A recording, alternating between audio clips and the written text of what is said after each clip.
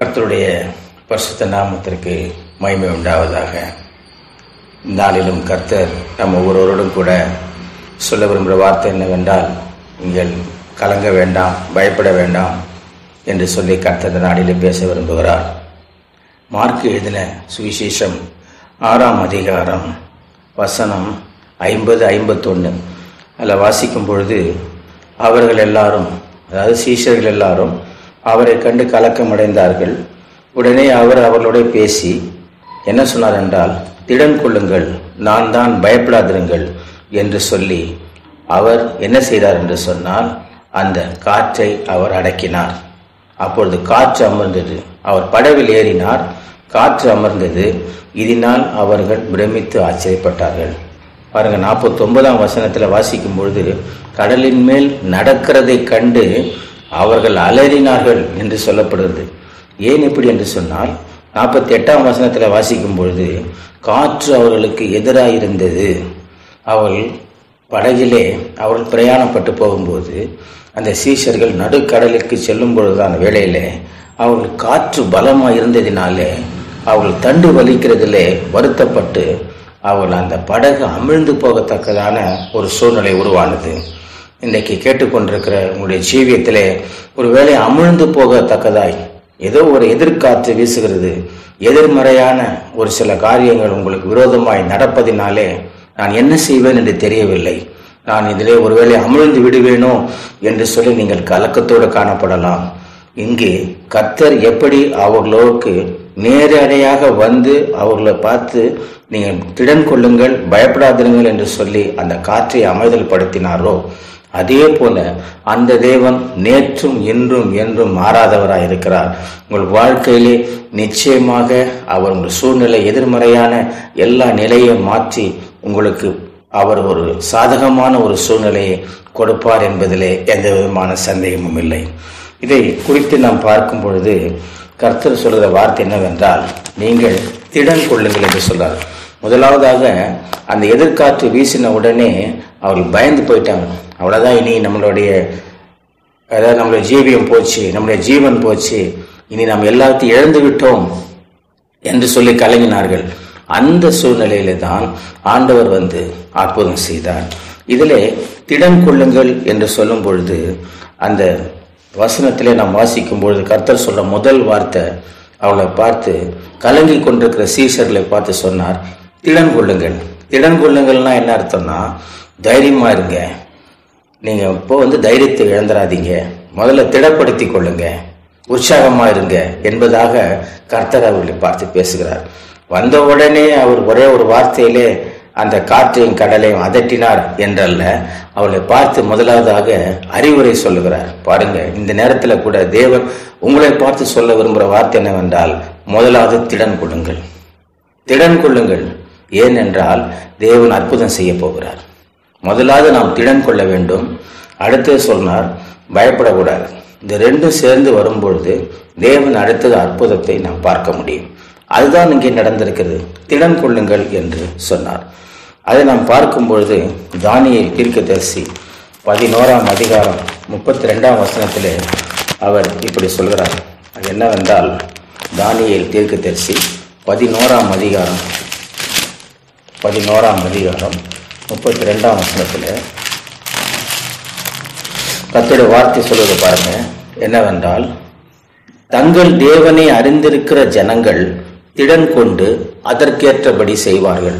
அப்போ தேவனை அறிந்த ஜனங்கள் திடன் கொள்வார்கள் என்று யார் சொல்றார் என்று சொன்னால், தானியேல் தீர்க்கதரிசி சொல்றார். இந்த தானியேல் எப்படிப்பட்ட மனுஷன்? அவர் ஜெபம் பண்ணார் என்ற ஒரு என்ற ஒரு குற்றத்திற்காக தேவையில்லாத ஒரு குற்றத்தை பழியை சுமத்தி அவரை சிங்க கபியிலே போட்டார்கள். இந்த சிங்க கபியிலே போடப்படுகிற சூழ்நிலை வருகிறது. அந்த வேளையிலே அவர் சொல்ற வார்த்தை என்னவென்றால், அவர் திடன் கொள்ள வேண்டும் என்று சொல்றார். அப்ப பாருங்க, அவர் தான் அதிகமா கலங்கி இருக்கணும். ஆனால் அப்படிப்பட்ட சிங்க கபியில போடப்பட வேண்டிய தானியேலுடைய வாயிலிருந்து வந்த வார்த்தை என்னவென்றால், கர்த்தரை அறிந்திருக்கிற ஜனங்கள் திடன் கொள்ளுவார்கள் என்று சொல்றார்கள். அப்போ இன்றைக்கு உங்களுடைய சூழ்நிலை, இப்ப நம்மள யாரும் சிங்க கபியில போட போறதில்லை. ஆனாலும் அப்படிப்பட்ட ஒரு சோதனையான ஒரு சூழ்நிலை வந்தாலும் கூட அவள் முதலாவது திடன் கொள்ள வேண்டும். யார் மேல திடன் கொள்ள வேண்டும்? கர்த்தர் மேல திடன் கொள்ள வேண்டும். கர்த்தர் எனக்கு சகாயர் என்று சொல்லி அவர்கள் திடன் கொள்ள வேண்டும். நீங்கள் வாசிக்க வேண்டுமானால் சங்கீதத்தில் ஒரு வார்த்தை இருக்கிறது. சங்கீதம் 112 தாவீது ராஜா சொல்றாரு பாருங்க. 112 6ஆம் அதிகாரம் 7ஆம் அதிகாரம் 8ஆம் வசனம். அதில் வாசிக்கும்போது சங்கீதம் 112 7 வாசிக்கும்போது, துர்செய்தியை கேட்கிறதினால் பயப்படான், அவன் இருதயம் கர்த்தரை நம்பி திடனாயிருக்கும். இப்போ துர்ச்செய்தியான ஒரு அப்படி ஒரு செய்தி வந்தாலும் கூட கர்த்தரை நம்புகிறவன் எப்படிப்பட்டவனா இருப்பான்னு சொன்னால், அவனுடைய இருதயம் கர்த்தரை நம்பி திடனாயிருக்கும். அங்கேயும் திடன்ற வார்த்தைக்கு பாருங்க. திடன் என்றால் தைரியம் என்பது பொருள். அதுதான், நீங்க துர்ச்செய்தியை கேட்கிறதினால் அவன் பயப்பட போறதில்லை. ஏனென்றால் அவன் இருதயம் கர்த்தரை நம்பி திடனாயிருக்கும். துர்ச்செய்தி என்ன? தானியேலுக்கு உன்னை சிங்கக்கப்பியில போட போறோம். அது ஏதோ சும்மா விளையாட்டா சொல்ல, உண்மையிலே அதுதான், இதுதான் நடக்க போகுது என்று சொல்லி எல்லா நேரம் காலம் எல்லாமே குறிக்கப்பட்டது. யாருமே அதை காப்பாற்றுவதற்கு யாருமே எந்த ஒரு மந்திரியோ யாருமே சொன்னாலும் அந்த ஒரு சட்டத்திலிருந்து பின்வாங்கவே முடியாது. அவங்க சொல்லப்பட்ட சட்டம் அப்படி நிறைவேறும். அது ஒரு துர்ச்செய்தி தான். ஆனால் அந்த துர்ச்செய்தியின் வேலையிலே பாருங்க, அவன் இருதயம் எப்படிப்பட்டதா இருந்திருக்கும் என்று சொன்னால், சங்கீதக்காரன் சொல்றா பாருங்க, அப்படி சொல்றதுனால அவன் பயப்பட மாட்டான். அவன் இருதயம் கர்த்தரை நம்பி திடனாயிருக்கும். கர்த்தரை நம்பி திடனாயிருக்கும். அப்ப இன்றைக்கு தேவன் சொல்ற வார்த்தை என்னவென்றால், முதலாவதாக திடன் கொள்ளுங்கள் என்று சொல்றார். நீங்க திடன் கொள்ள வேண்டும். உங்கள் சூழ்நிலையிலே நீங்கள் எதை குறித்து நீங்கள் கலங்க வேண்டிய அவசியம் இல்லை. யோவான் 16ஆம் அதிகாரம் 33ஆம் வசனத்திலே ஆண்டவர் சொல்லுவார், உலகத்திலே உங்களுக்கு உபத்திரம் உண்டு, திடன் கொள்ளுங்கள், நான் உலகத்தை ஜெயித்தேன் என்று சொல்கிறார். உலகத்தில் உங்களுக்கு உபத்திரம் உண்டு, ஆனாலும் திடன் கொள்ளுங்கள். பாருங்க, அந்த திடன் கொள்ள வேண்டும் என்று சொல்லி ஆண்டவராகிய இயேசு நம் ஒவ்வொருவருக்கும் சொல்லி இருக்கிறார். நீங்கள் பயப்பட வேண்டிய, நீங்கள் கலங்க வேண்டிய அவசியம் இல்லை. ஆகவே இந்த நாளிலே கர்த்தர் நமக்கு கொடுக்கிற ஒரு மிக முக்கியமான ஒரு அன்பின் கட்டளை என்னவென்றால், திடன் கொள்ள வேண்டும். அந்த சீசர்கள் கலங்கின பொழுது முதலாவதாக சொன்னார், முதல்ல திடன் கொள்ளுங்க. நான் அற்புதம் செய்யறது இருக்கட்டும், திடன் கொள்ளுங்க, திடன் கொள்ளுங்க, முதல்ல தைரியமா இருங்க என்று சொன்னார். அந்த தைரியப்படுத்துகிற ஆண்டவர் நம்முடைய ஆண்டவர். இந்த நாளிலே உங்களுக்கு சோதனை பல விதங்களில் இருக்கலாம், அல்லது உங்களை தைரியப்படுத்துவதற்கு ஒருத்தர் கூட இல்லாமல் இருக்கலாம். நம்முடைய ஆண்டவர் தைரியப்படுத்துகிற ஆண்டவர், அவர் தட்டி கொடுக்கிற ஆண்டவர். அவர் நம்மை பார்த்து அப்படியே போ என்று சொல்லவில்லை. அவர் சொல்ல பாருங்க, முதலாவது தைரியம் ஆயுது, அதான் திடன் கொள்ளுங்கள். அடுத்ததாக அவர் சொல்ற வார்த்தை என்னவென்றால், பயப்படாதிருங்கள் என்று சொன்னார். ஏனென்றால் ஒருத்தர் நம்பிக்கை இழந்துட்டாங்கனாலே, பயந்துட்டாங்கன்னு சொன்னாலே ஒரு ஆசீர்வாதம் நடக்காது. இங்கு தேவன் இந்த ஒரு ஆசீர்வாதத்தையும் அற்புதத்தையும் செய்வதற்கு ரெண்டு மிக முக்கியமான காரியங்கள். ஒரு பக்கம் திடன் கொள்ளுங்கள் என்று சொல்கிறார், மறுபக்கம் பயப்படாதிருங்கள் என்று சொல்கிறார். திடன் கொள்ளுங்கள் என்று சொன்னால் நம்முடைய விசுவாசத்தை விட்டு நாம் பின்வாங்க கூடாது, தைரியமா இருக்க வேண்டும் என்பது பொருள். இரண்டாவதாக பயப்படாதிருங்கள் என்று சொல்லுகிறார். அதிலே தான் வசனம் சொல்லுகிறது. 1 யோவான் 4:18 வாசிக்கும் போது, அதிலே அன்பிலே பயமில்லை, பூரண அன்பு பயத்தை புறம்பே தள்ளும், பயமோ வேதனை உள்ளது என்று வேதவசனம் சொல்ல. பாருங்க, பயம் எப்படிப்பட்டது பாருங்க, அது வேதனையை கொடுக்கக்கூடியதான். அப்படிப்பட்ட பயத்தை நாம் வைத்திருக்க கூடாது. பூரண அன்பு பயத்தை புறம்பே தள்ளும். இன்னும் நீங்க வாசித்தீங்கன்னா வெளிப்படுத்தல் 21:8 வாசிக்கும் போது, பயப்படுகிறவர்கள், இன்னும் கொலை பாதுகிறவர்கள், விக்கிரக ஆராதனைக்கார் இப்படி எல்லாம் சொல்லிவிட்டு அவர்களுக்கு எரிகிற கந்தகமும் என்று எரி நரகம் என்று சொல்லப்பட்டிருக்கிறது. பயமுறுத்துவதற்காக சொல்லவில்லை, நான் இங்கே கர்த்தருடைய வார்த்தையை சொல்றேன். அப்ப பயப்படும் பொழுது நமக்கு, அதாவது இம்மையிலே மாத்திரமல்ல மறுமையிலும் கூட நம்மளால் மீண்டு வர முடியாது. அது பாருங்க, இம்மையிலே நமக்கு ஆசீர்வாதம் கிடைக்காது, மறுமையிலே நரகம். ஏனென்று சொன்னால் பயப்பட வேண்டாம் என்று சொல்லி பர்டிகுலரா கர்த்தர் இங்கே சொல்லுகிறார். அன்பான தேவனுடைய ஜனமே, நீங்கள் எதை குறித்தாலும் நீங்க பயந்துட்டீங்கன்னா தேவனுடைய ஆசீர்வாதத்தை பார்க்கவே முடியாது. நீங்க பயப்படாமல் இருந்தீங்க என்று சொன்னால் தேவன் உங்களுக்காக கிரியை செய்கிறத பார்க்க முடியும். அன்னைக்கு தாவீது கூட பாருங்க, கோலியாத்தை மேற்கொள்ள போகும்போது பாருங்க, ஏற்கனவே என்ன சொன்னா பாருங்க, நான் பாத்துக்கிறேன், நானே போறேன். அதாவது சேனைகளின் தேவனை நிந்திப்பதற்கு இந்த மனுஷன் எம்மாத்திரம் இவன் எப்படி சொல்ல முடியும் என்று சொல்லி அவனுக்குள்ளே இந்த தைரியம் முதல்ல வந்தது. அந்த பயம் இல்லை, அந்த பயப்படாம அவன் ஒரு ஸ்டெப் எடுத்து முன்னாடி வச்சதுனாலதான் அங்கு தேவன் அற்புதத்தை செஞ்சார். ஒருவேளை அவன் என்னாலே முடியாது, உங்களாலே முடியாதுன்னா என்னால முடியுமா என்று சொல்லி அவன் பின்வாங்கி நிற்பானால் நிச்சயமாக தாவீது கோலியாத்தை மேற்கொண்டிருக்க முடியாது. அவனுக்குள் இருந்த தைரியம், அதுதான் வெற்றியின் ரகசியம். அதுதான் இன்றைக்கு நான் சொல்ல விரும்புகிறேன். ஆனால் அதே சமயத்தில் நீங்கள் யோபுவிலே வாசிக்கும் போது 3ஆம் அதிகாரம் 25ஆம் வசனத்தில் அவர் சொல்றார், நான் பயந்த காரியம் எனக்கு நேரிட்டது என்று சொல்கிறான். நான் பயந்த காரியம் எனக்கு நேரிட்டது, நான் அஞ்சின காரியம் எனக்கு வந்தது. அவர் சோதனை மேல சோதனை வந்தது, எல்லாவற்றையும் இழந்த மனுஷன். ஆனால் என்ன பயந்தாரோ அதே மாதிரி நடந்துருச்சு. அவருக்குள்ள ஒரு பயம் இருந்திருக்குது, ஒருவேளை இப்படி ஆயிடுமோ. அப்ப பாருங்க, கர்த்தருக்கு பயப்படுற மனுஷனா இருந்தாலும் கூட அவரை குறித்து அவருக்கு ஒரு விதமான பயம், அந்த பயமே அவருக்கு சோதனையாக மாறுகிறது.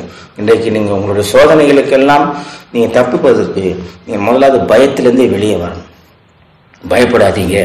ஆகவேதான் கர்த்தர் பயப்படாதீங்கன்னு என்று நீங்க இது வேதத்துல 365 முறை வருதான். பயப்படாதே, நான் உனக்கு துணை நிற்கிறேன், பயப்படாதே என்று சொல்லி கர்த்தர் ஆற்றி தேற்றுவதை பார்க்க முடியும்.